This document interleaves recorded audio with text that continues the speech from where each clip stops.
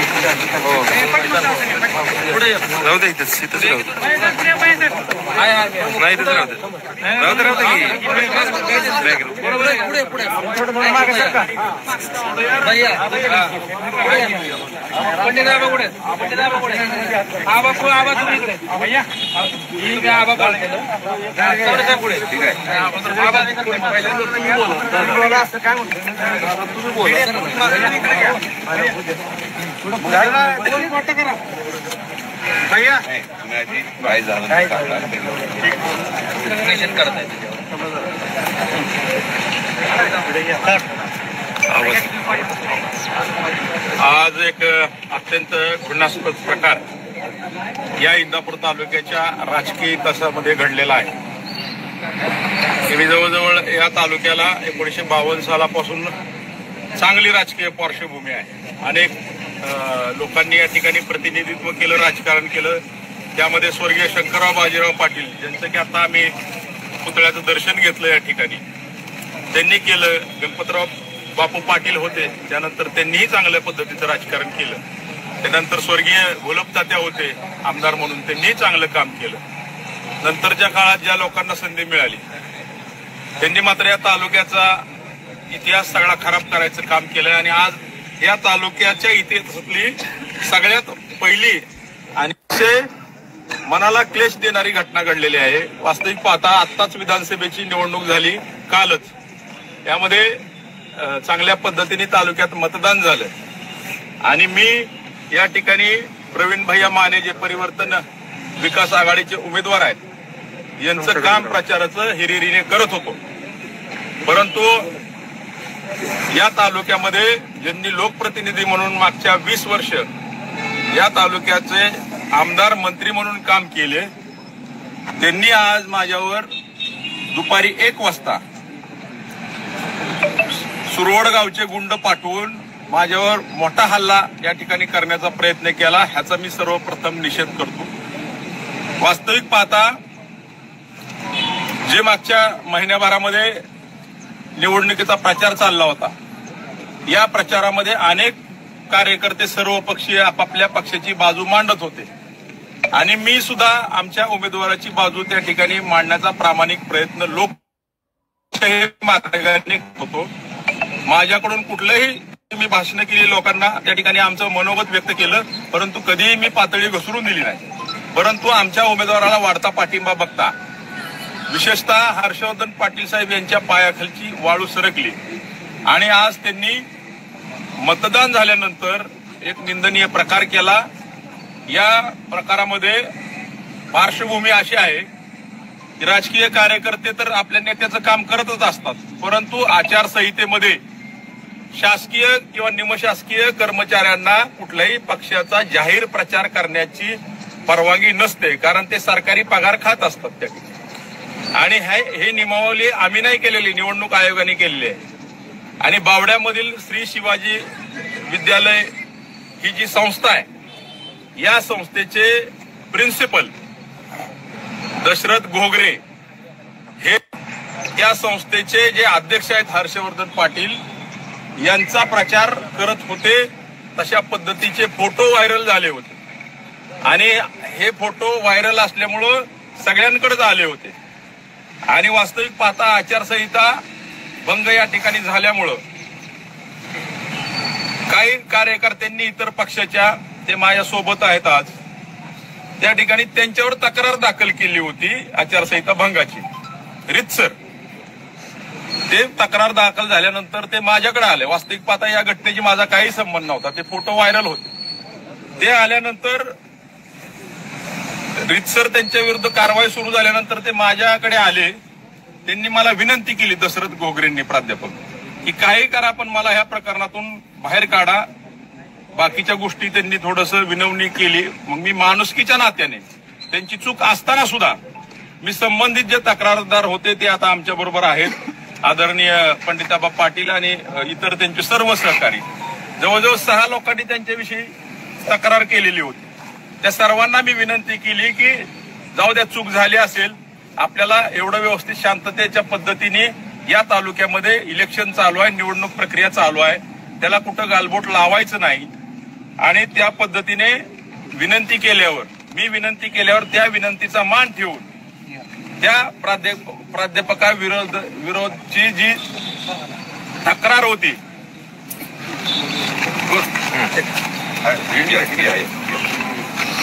ती तक्रार केवळ एक माणुसकीच्या नात्याने तक्रारदारांनी त्याबद्दलची माघार त्या ठिकाणी घ्यायला लावली तक्रार आणि त्यांची नोकरी आम्ही या ठिकाणी वाचवली.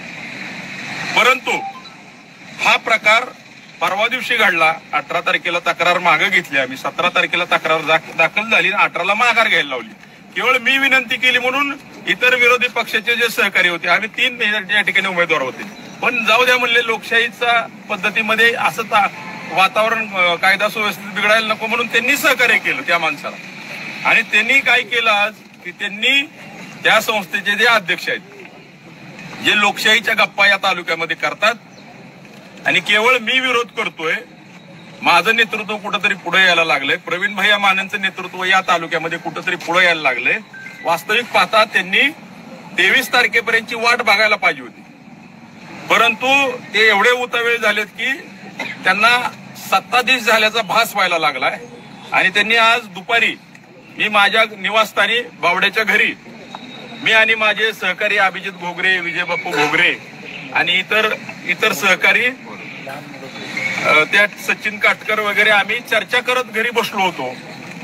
माझ्याबरोबर माझी लहान मुलं होती माझी मंडळी होती त्या ठिकाणी मिसेस होत्या.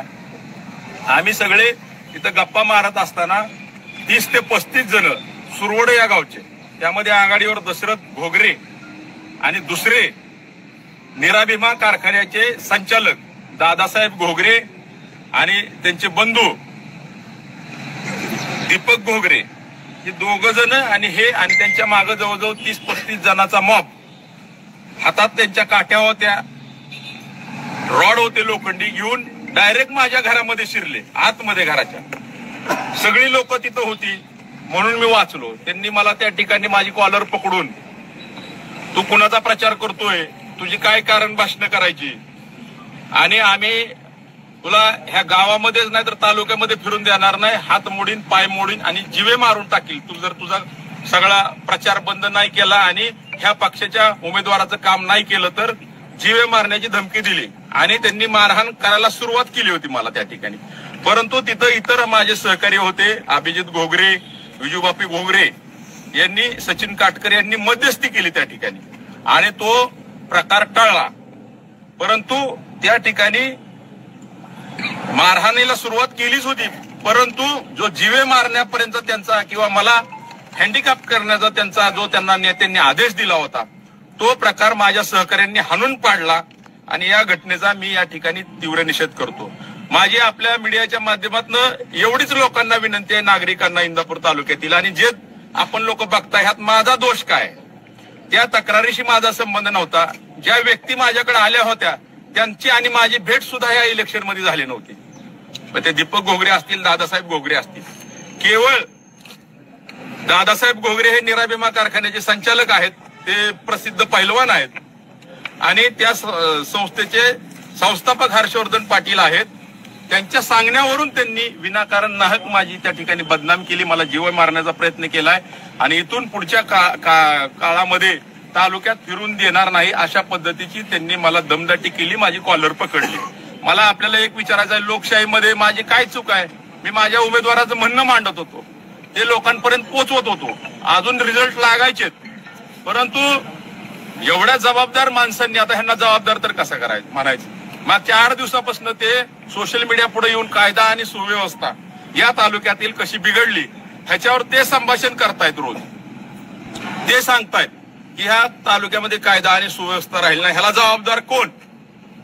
तुम्ही जे गुंड पाठवले आणि उद्या तिथं माझ्या जीवाचं बरं वाईट झालं असतं तर कायदा आणि सुव्यवस्थेचा प्रश्न चिघळला असता का थांबला असता? त्याची जिम्मेदारी त्यांनी घेतली पाहिजे या ठिकाणी. आणि म्हणून मी ज्यावेळेस माझ्या सहकाऱ्यांना सर्वांना याबद्दलची माहिती दिली त्यावेळेस आम्ही पोलीस स्टेशनशी संपर्क साधला. आम्ही खूप घाबरलेलो होतो. माझ्या लहान मुलांना सुद्धा तिथं, माझ्या 8 वर्षाच्या मुलाला त्याच्या कॉलरला पकडून बाहेर तिथं ढकलून दिलं दादासाहेब घोगरे यांनी. तो मुलगा घाबरला होता. माझ्या ज्या पत्नी आहेत, धर्मपत्नी, त्या घाबरलेल्या होत्या. त्या सहकाऱ्यांमुळे मी त्या ठिकाणी वाचलो. मग आम्ही पोलीस स्टेशनची संपर्क साधला. बावड्याचे API राऊत साहेब असतील किंवा कोकणे साहेब असतील, यांनी आम्हाला खूप चांगलं या ठिकाणी सहकार्य केलं.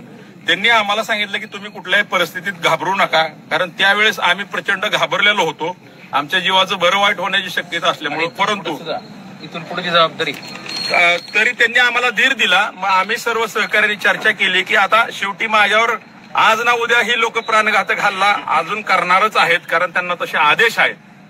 वास्तविक पाहता एवढ्या खालच्या लेवलला राजकारण जाईल असं आम्हा युवा कार्यकर्त्यांना वाटलं नाही. आज आम्ही सगळे युवक आहोत आणि आमच्या युवकांचा कुठंतरी मोरल डाऊन होण्यासाठी ह्या गोष्टी करायच्या, म्हणजे अंगावर हात माणसाच्या टाकला की पुढची प्रक्रिया तो थांबवेल अशा भावनेने आमच्यावर हा हल्ला झालाय. यात आमचा काय दोष आहे आम्ही जनतेला विचारतो.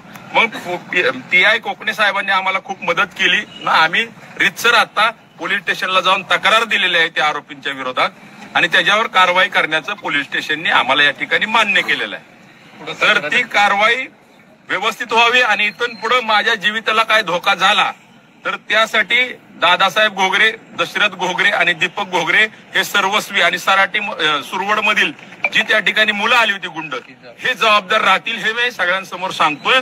तरी माझ्या जीविताची काळजी पोलीस प्रशासन नक्की घेईल असा या ठिकाणी विश्वास व्यक्त करतो.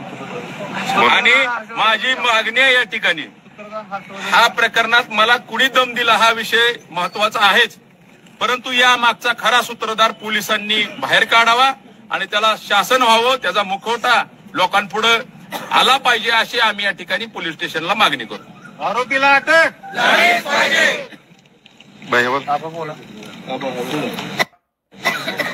बोला ना, चौरे साहेब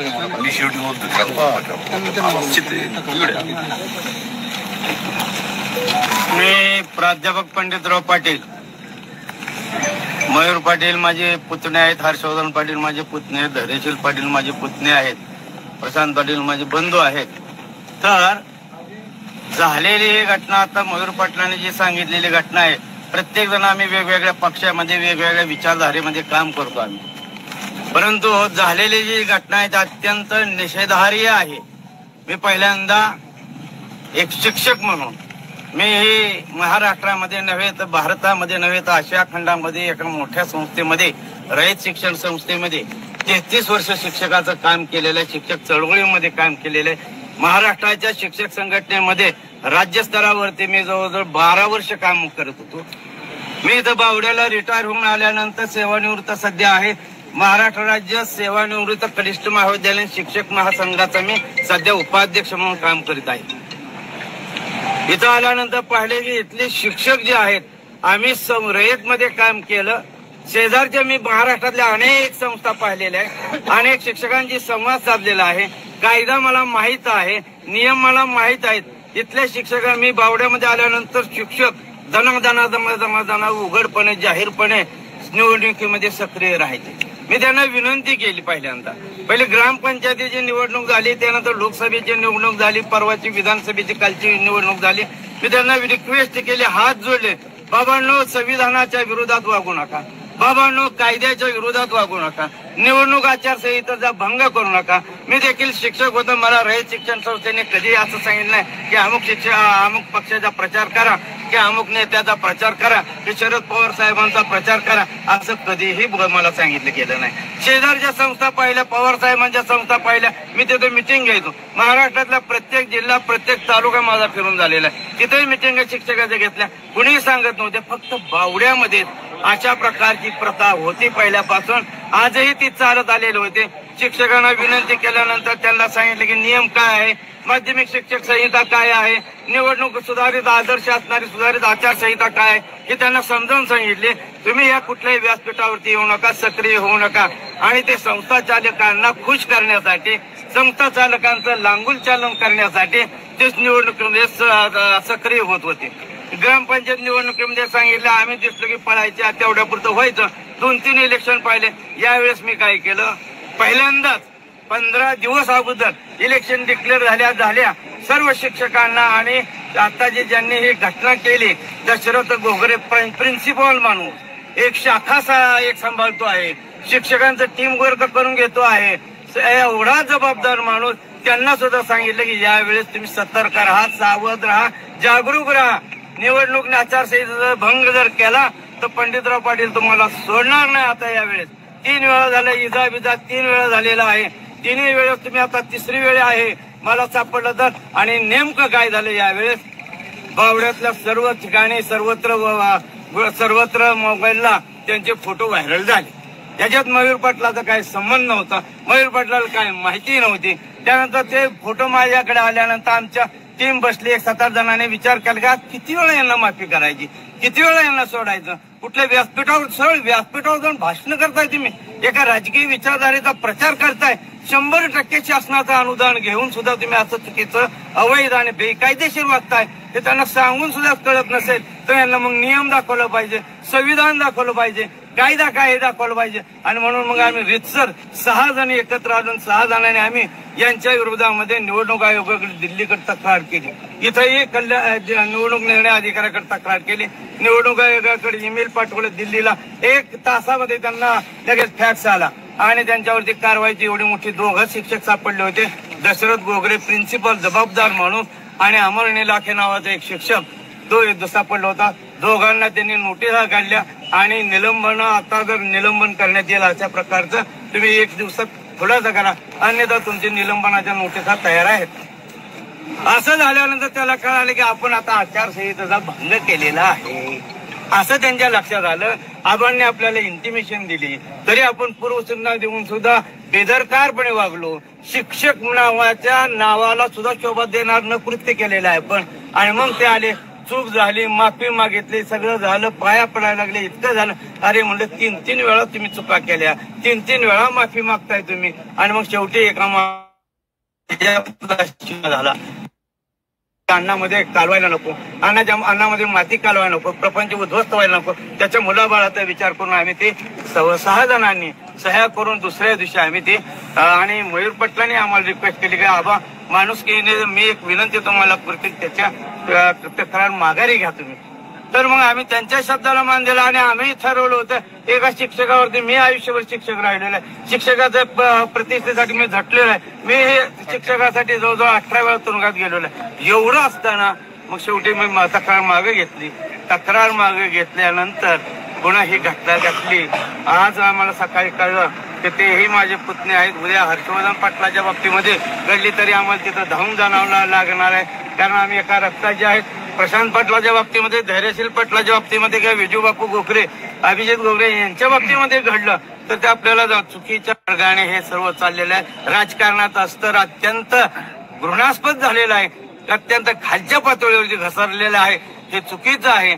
कधी असं आणि हेच काय, शंकरराव बाजीराव पाटील भाऊ असतील, राजेंद्र घोलप असतील, एकीकडे तुम्ही आपण सांगतोय की त्यांनी जे विचारांची शिदोरी दिलेली आहे, जे संस्कार दिलेले आहेत, राजकीय विचारधारा दिलेल्या आहेत, त्यांच्या मार्गाने आम्ही वाटचाल देत आहोत असं सांगताय. दुसरीकडे अशा पद्धतीनं गुंड एक शिक्षकाची धाडस होऊ शकतं का, कोणाचा तर पाठिंबा, आणि घरी येऊन एखाद्याच्या घरी येऊन दम देणं हे कुठल्याही कायद्याच्या संहितेमध्ये दमदाटी करणं, हल्ला करणं त्याला जीवे मारण्याची धमकी देणं कुठल्याही कायद्याच्या चाकोरीमध्ये बसणार नाही, अवैध आहे, बेकायदेशीर आहे. मी पुन्हा याचा निषेध करतो. आणि यानंतर 1-2 मिनिटं महादेवराव घाडगे या बस भैया तुम्ही बोला की भैया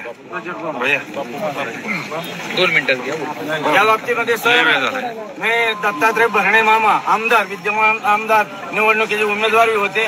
त्यांनी सुद्धा सांगितले की आबा काही झालं तर घटना कोणाच्या बाबतीमध्ये असते तर निषेध जाहीरमध्ये निषेध करायला.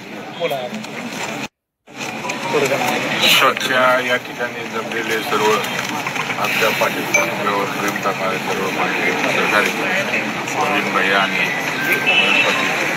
ही जी घटना घडलेली आहे फार अतिशय वेदनाजनक आहे, थोडं मोठे, आणि त्याचा मी निषेध करतो. निषेध करत असताना मयूर पाटलाला एक घरामध्ये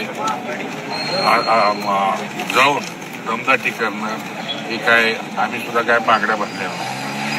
मयूर पाटील तुम्ही एकटे नाही, आम्ही सुद्धा आहे. मयूर माझा भाऊ, चुलत भाऊ आहे आणि त्याच्या मागे जी अदृश्य शक्ती आहे त्या अदृश्य शक्तीचा अशाच मार्गाने त्यांचा आम्ही बंदोबस्त करायला सुद्धा आम्ही मागे पुढे पाहणार. ते काय चाललंय राजकारण, कुठल्या थराला चाललंय? घरातला विषय घरात आहे, आमचा आम्ही आहे ना खंबीर एकमेकाला, पण अशा मारहाणीचे दबाव आणणं आमच्या भया माणसा तिथं असताना एवढं भयभीत त्या घरामध्ये आता मी बघून आलो. त्यांना बोलता सुद्धा आहे ना प्रवीण भैया लहान मुलांना ह्यांना. आणि मग राजकारण कशाला करायचे? राजकारण एका बाजूला आणि आमचा घरातला एक वाद वेगळा. आणि म्हणून आम्ही बाहेर पडलो. मयूर भैया काय जी वस्तूची जी माणसामध्ये सांगतो, आम्ही सुद्धा जी कशा पद्धतीने वागताय हे जे आम्ही लोकशाही पद्धतीने आम्ही बाहेर लोकांना सांगतो. आणि जर माझ्या विरोधात जर कोण केलं तर अशा पद्धतीने जर हे वागत असतील तर त्याच पद्धतीने आम्हाला उत्तर द्यावं लागेल. मयूर पाटील हा एकटा नाही, आम्ही सुद्धा त्याच्याबरोबर आहे. कुणी समजू नये माझ्या घरातला माणूस बाहेर गेला आणि म्हणून काही करायला त्यांना काही लायसन्स दिलेलं नाही. म्हणून मी आज प्रवीण भैया आज जर ह्याच्यावर नाही कारवाई केली तर आम्ही सुद्धा त्याच पद्धतीने उत्तर देऊ एवढंच या ठिकाणी सांगतो. आणि म्हणून या कोणाच्या ह्याच्यावर जर अशा प्रकारचा जर अन्याय झाला असला तर मी प्रवीण भैया येताना सुद्धा गाव बंद करणार.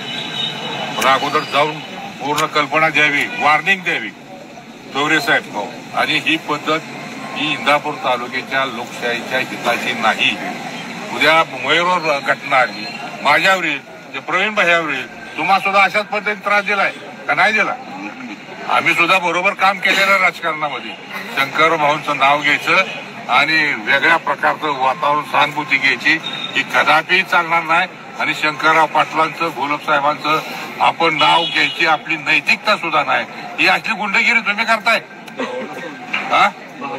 भावाला अरे भावाला आम्हाला सोडलं नाही, भावाला सोडलं नाही, घराण्याला, आमच्या बाया माणसात सुद्धा, लहान पोरांना सुद्धा. तरी कसलं राजकारण करायचं इतक्या खालच्या पातळीवर जाऊन? इथून पुढे अजिबात चालणार नाही. आणि मी जशाच तसं मी मयूरला म्हणलं, मयूर मी ज्या माणसं तुझ्या घरी आलेले आहेत त्या घरात मी जाऊन येणार. मयूर म्हणला बापू काका आता जाऊ नका. आणि मी म्हणून मी डायरेक्ट इंदापूरला आलो. नाही तर मी त्याची समाचार घेऊनच मी याकडे येणार होतो. परंतु इथून पुढे अशा गोष्टी चालणार नाहीत. जे अदृश्य शक्ती आहे त्याला मला जाहीर आव्हान आहे की तुम्ही ज्या पद्धतीने चाललेला आहे ही लोकशाही नाही, ही बरोबर राजकारण नाही. आणि म्हणून ही अशा पद्धतीचं उद्या 23 तारखेला अशा कृतीला निश्चितपणानं जनता उत्तर दिल्याशिवाय राहणार नाही, हे जे आम्हाला खात्री आहे.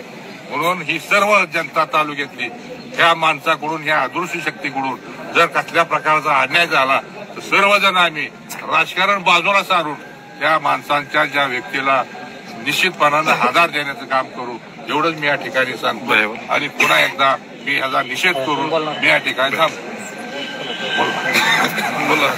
बोला ते एंड करतील ना.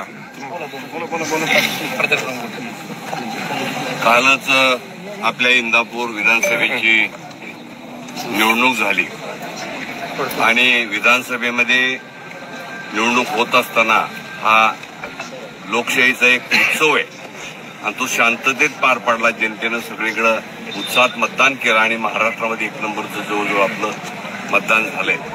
परंतु आजच्या घटनेनं की आमचे प्रसिद्धी प्रमुख, चांगल्या पद्धतीचा वक्ता मयूर पाटील यांच्यावरती जो भ्याड हल्ला झालाय त्याचा पहिल्यांदा मी निषेध करतो, जाहीर निषेध करतो. आणि असा हल्ला पुन्हा कोणाही कुठल्याही राजकीय कार्यकर्ते होऊ नये यासाठी आम्ही इंदापूर पोलीस स्टेशनला भेटलो. त्यांनी लगेच अशा गोष्टीवरती कारवाई करायचं आश्वासन दिलंय. त्याबद्दल त्या पोलीस स्टेशनचाही मी आभारी आहे. पण मी तिन्ही उमेदवार जे प्रमुख होते आणि इतरही काही उमेदवार आहेत हे लोकशाहीचा उत्सव आहे आणि आदरणीय शंकररावजी पाटील यांचा या तालुक्याला वारसा आहे आणि त्या वारसा ज्यांनी म्हणतात आमचा वारसा आहे त्यांनी असा भ्याड हल्ला त्यांच्याच घरात करावा याच्यापेक्षा वाईट घटना कुठली असू शकत नाही. तालुक्यामध्ये दहशतीचं वातावरण होतंय ते थांबलं पाहिजे आणि सर्व उमेदवारांनी आणि त्यांच्या सर्व प्रमुख कार्यकर्त्यांनी संयमानं आपला संयम राखून ह्या तालुक्यामध्ये चांगल्या पद्धतीचं वातावरण राहील आणि ह्या तालुक्यात विकासाचा गाडा पुढे नेता येण्याजोगी शांततेची परिस्थिती राहील या पद्धतीची काळजी आपण घेतली पाहिजे. भैयांचा प्रचार प्रमुख म्हणून आमच्या सगळ्या कार्यकर्त्याच्या नेत्याच्या वतीने मी तुम्हाला हमी देतो, आमचा कुठलाही कार्यकर्ता अशी वाईट कृत्य करणार नाही. त्याचप्रमाणे पुढच्या 2 उमेदवारांनी सुद्धा आपल्या सर्व कार्यकर्त्यांना आणि जे अशा नेते असतील त्यांना आवरावं आणि तालुक्यातली जनता दहशतीच्या खाली जाणार नाही, मोकळ्या मनाने वागेल, लोकशाही मार्गाने वागेल अशा पद्धतीचं वातावरण हार्मनी आपण तयार करावी अशी मी सगळ्यांना हात जोडून विनंती करतोय. त्यांनी त्याचं पालन करावं, आचारसंहितेचं चांगल्या पद्धतीचं वातावरण निर्माण राहील आणि लोकांना मुक्त विचार व्यक्त करता येतील. भाऊंच्या विरुद्ध मी उभा राहिलो, मी पडलो तरी भाऊला हार घालून जायचो. संस्कृती आमच्या तालुक्याची. 2 वेळा भाऊंच्या विरुद्ध मी शंकरराव म्हणजे इंदापूर कारखान्याची निवडणूक, पण पडल्यानंतर तिथंच मी हार घालून भाषण करायचो, अभिनंदन करायचो. तेही मला डोळ्यात तेल घालून आम्ही काम केलं पाहिजे कारण विरोधक तगडा झालाय असे भाऊंचे विचार होते. त्याचा वारसा आहे आणि तुम्ही कोणत्याही दिशेला घेऊन चाललाय. म्हणून हे जे कोणी संबंधित असे भडकाव करत असतील त्यांनी थांबलं पाहिजे. या तालुक्यात जे वातावरण चांगलं आहे ते कधीही बिघडलं नाही पाहिजे ही काळजी आपण घेऊया. एवढी सगळ्यांना मी नम्रतेची विनंती करून थांबतो. मी फक्त एक वाक्य बोलू इच्छितो या ठिकाणी, जास्त काही बोलणार नाही. फक्त मी ओळख करून देतो. मी धैर्यशील पाटील, माजी उपसरपंच बावडा, मयूर पाटील माझे चुलत बंधू आहेत, प्रशांत बापू माझे चुलत बंधू आहेत आणि हर्षवर्धन पाटील मी माझे चुलत बंधू आहेत. महत्वाचा मुद्दा आहे की कैलासवासी शंकरभाऊंच्या पुतळ्या पुढे बोलतोय. त्यांनी जे आम्हाला संस्कार दिले त्या संस्कारानुसार आम्ही वागणारी सर्व माणसं आहेत. त्याचे दमदाटी हे वगैरे प्रकार आम्हाला ऍक्च्युली लक्षात येत नाही. आम्हाला ह्याच्यावरचं उत्तर देणं सुद्धा आम्हाला कठीण होतंय. पण आम्हाला ज्या संस्कारातून आम्ही वागलो त्यानुसार राजकीय स्वातंत्र्य सगळीकडे आहे. वस्तुतः बाप्पू असतील, आम्ही असेल, आम्ही बंडीमामांचं काम करतो, मयूर दादा प्रवीण मानेंचं काम करतील, आमचे हर्षवर्धन पाटील आहे ते त्यांचं काम करतील.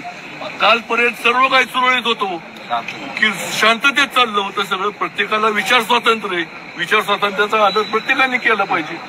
एक मला लक्षात येत नाही घरापर्यंत त्या मयूर पाटलांच्या घरी तुमचा राजकीय विरोध आहे ना, राजकीय विरोध करा. अहो त्यांचे घरचे आहेत, आमच्या वहिनी साहेब आहेत, लहान लहान मुलं आहेत.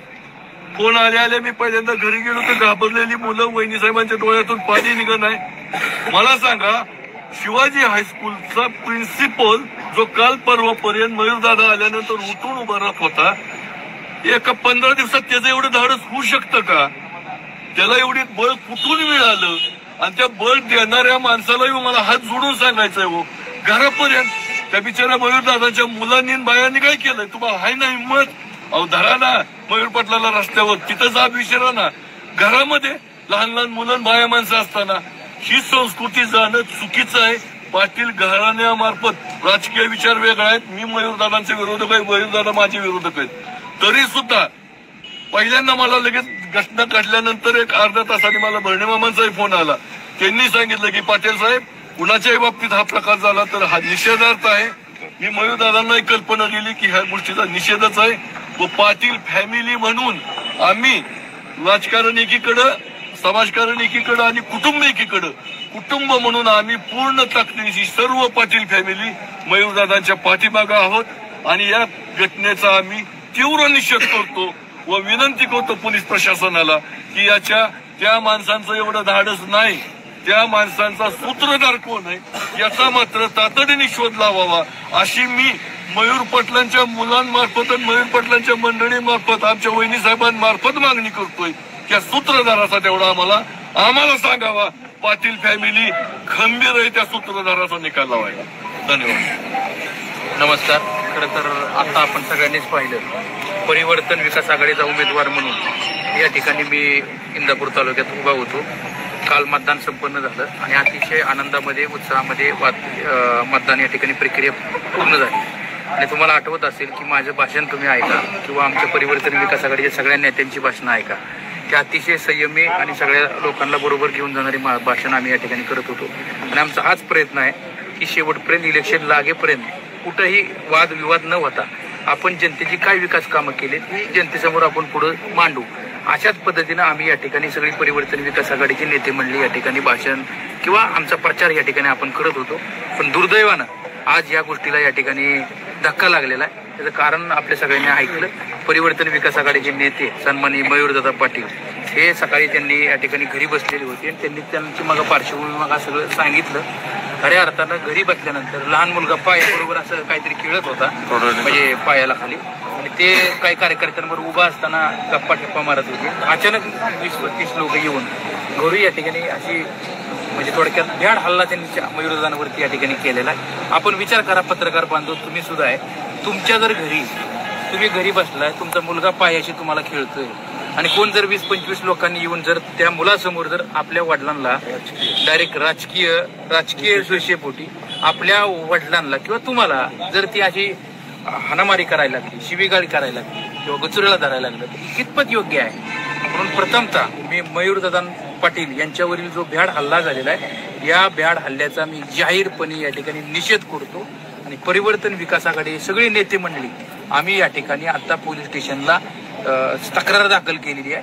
आणि कोकणे साहेब सूर्यकांत कोकणे साहेब पोलीस प्रशासनाने सुद्धा या इलेक्शनमध्ये आम्हाला चांगल्या पद्धतीने सहकार्य या ठिकाणी केलेले. मी पोलीस प्रशासनाचं सुद्धा या ठिकाणी मनपूर्वक या ठिकाणी त्यांचा आभार मानतो, धन्यवाद देतो. त्यांनी काम खरंच चांगलं काम केलेलं आहे. पण आता हे जे काय आरोपी आहेत त्या आरोपींना कडक शिक्षा व्हावी अशी आम्हाला जी गुन्हे त्यांच्यावर दाखल व्हावे त्यांच्यावर कडक शासन व्हावं आणि ही त्यांच्याकडून आम्हाला पोलीस प्रशासनाकडून या ठिकाणी अपेक्षा आहे. मला वाटतं ते 100% आम्हाला न्याय देतील. बरोबर आता मयूरदादा पाटील यांनी त्यांच्या घरी येऊन जी बोगरे आहेत त्यांचे 3 जण मिळून त्यांनी जी काय व इतर त्यांनी जो हल्ला केलेला आहे उद्या जर त्यांना काय झालं त्या सर्वस्वी जबाबदार ती मंडळी या ठिकाणी असतील असं मी मला आणि पोलीस प्रशासनाला सुद्धा विनंती करतो की त्यांना या ठिकाणी सुरक्षेची या ठिकाणी काळजी घ्यावी. त्याला पाहिजे वाटलं तर पोलीस प्रशासन द्यावं आम्ही पोलीस संरक्षण या ठिकाणी द्यावं अशी आमची मागणी. शेवटी बघा राजकारण काल झालं मतदान लोकांनी ज्याला मतदान करायचं होतं त्याला त्या ठिकाणी लोकांनी नागरिकांनी मतदान केलेलं आहे. आता हे जर 2 दिवस अगोदर झालं असतं ना तर हीच लोक या ठिकाणी सगळी म्हणली असते की यांनी राजकीय पोळीबासाठी या ठिकाणी केलेलं स्टंटसाठी केलेलं आहे. इथं स्टंट किंवा अमुक असा उद्देश नाही. पण कुणाच्याही घरामध्ये जाऊन कुणाच्याही अंगणामध्ये जाऊन या ठिकाणी जर आज या ठिकाणी दमदाटी किंवा हाणमारी जर करत असेल तर ही योग्य नाही. मी या गोष्टीचा जाहीरपणे या ठिकाणी निषेध करतो. आणि मयूरदादा तुम्हाला सांगतो की आम्ही परिवर्तन विकास आघाडीचे सगळे कार्यकर्ते विशेषतः आमचा सोनाई म्हणजे सगळे सहकारी आम्ही तुमच्या बरोबर ठामपणे उभा या ठिकाणी निश्चित आहे. काही झालं तरी त्या आरोपींना कडक शिक्षा या ठिकाणी मिळालीच पाहिजे अशी आमची या ठिकाणी ठाम मागणी आहे. सांगितलं 1 वाजता.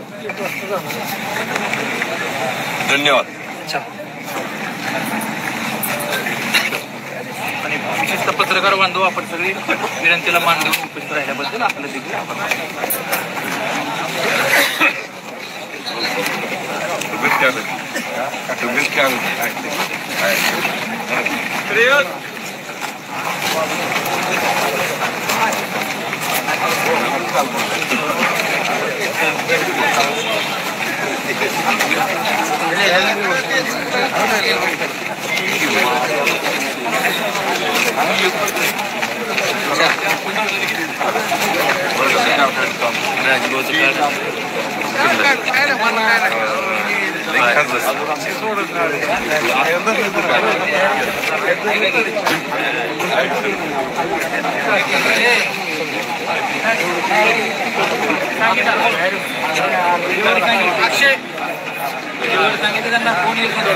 अक्षय भैया समाधान. धन्यवाद सगळे सहकार्य केल्याबद्दल. धन्यवाद सगळ्यांना.